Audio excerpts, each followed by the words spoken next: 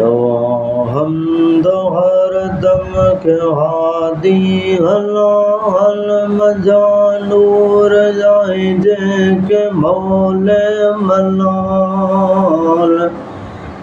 कयो नूर जाए जे के शाफी जे हाल रखी रब ते में वडी हिकमत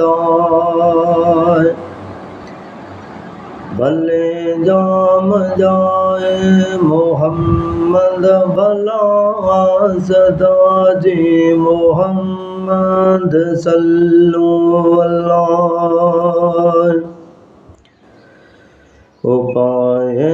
दयाल में मुहैदर हजार भला तल में माणू मौले क्या मुचार तनीय विच सगोरो तू सैयद सचा जिहो कौल खल क्यों बेओ को खुदा नस मंजा नूर निर्मल नबी नूर थियो दो मान मलखल से मंजूर थियो जुड़ी वट वलियन से मकमूर थियो रहमतुल लिल जिहान भलो बेदार नसब आहे जिनरमल पिरी पाक आए आदम नबी ताई अब्दुल्ला पिरी आहे जी पुठ माज़रो गैरना तो खैरुल बशर वल शर अहमदा तो सिर जियो सजन सगोरो शफी मथे माओ हर के ते आयो वही दियण मुजवा के बशारत भली जो कुल आलम जड़ी जे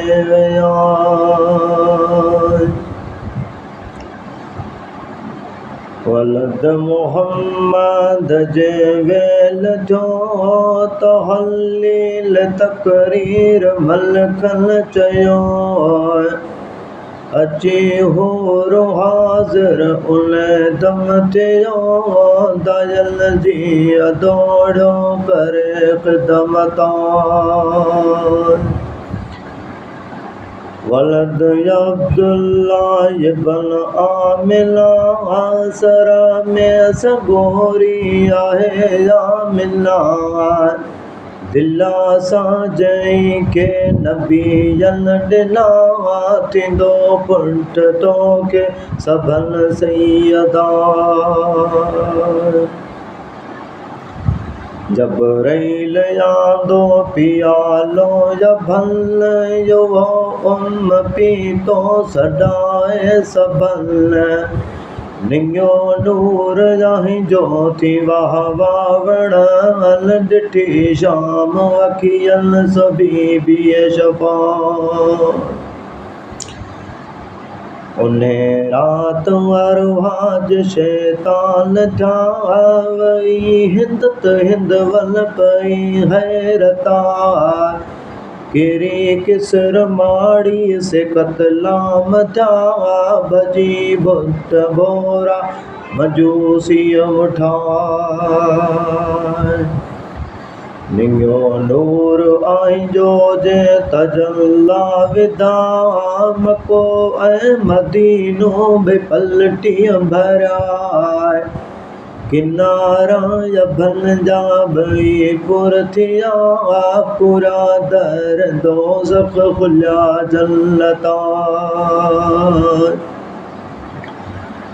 पिनो चवे पसा मुझो हाशमी हबीब पुठे ही कमीणी कंदा मुँह करीब